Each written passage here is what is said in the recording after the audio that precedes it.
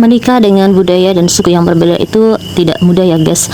Tentu saja harus menyesuaikan satu dengan yang lainnya. Dua kepala berbeda, dua pemikiran yang berbeda ditemukan dengan satu, tentu saja akan sangat sulit.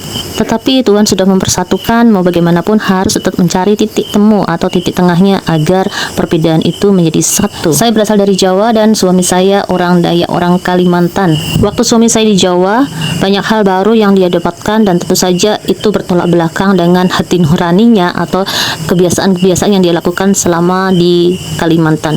Misalnya ketika ada hajatan, suami saya harus datang, padahal kalau di Kalimantan dia tidak harus datang karena di Jawa itu sistemnya seperti ya tanggung jawab gitu loh, kewajiban gitu.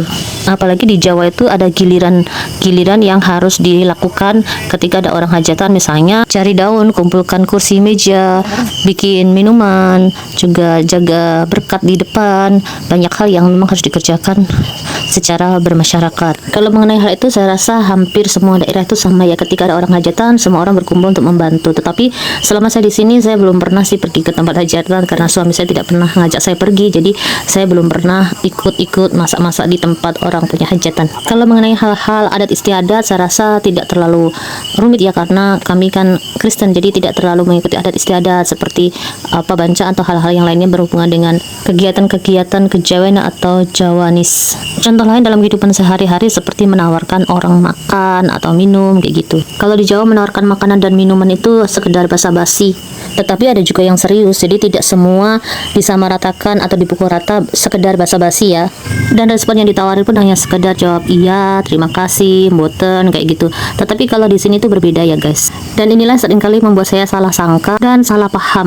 Ketika kita menawarkan makanan dan minuman ke orang lain, orang itu bukan hanya sekedar menjawab iya atau tidak, tetapi ada suatu tindakan yang dilakukan, sehingga kadang-kadang membuat saya bingung dan juga salah paham dan salah sangka, yaitu dengan menyentuh makanan yang kita tawarkan.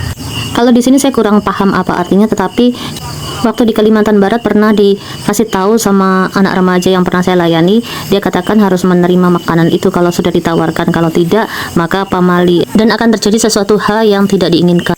Jika tidak mau menerima atau tidak makan atau karena kenyang atau karena tidak haus, bisa dengan menyentuh makanan tersebut atau minuman tersebut. Nah, seringkali kalau orang melakukan hal itu kepada saya kira itu orangnya mengajak salaman atau jabat tangan, padahal orang tersebut mau menyentuh makanan atau minuman yang kita tawarkan. Itulah perbedaan budaya yang berbeda di antara dua suku jikalau dipertemukan ya guys dalam pernikahan. Jadi memang harus saling belajar, saling mengerti, saling memahami supaya semuanya paham dan tidak menyinggung orang lain. Terima kasih. Dikirakan wong Jawa.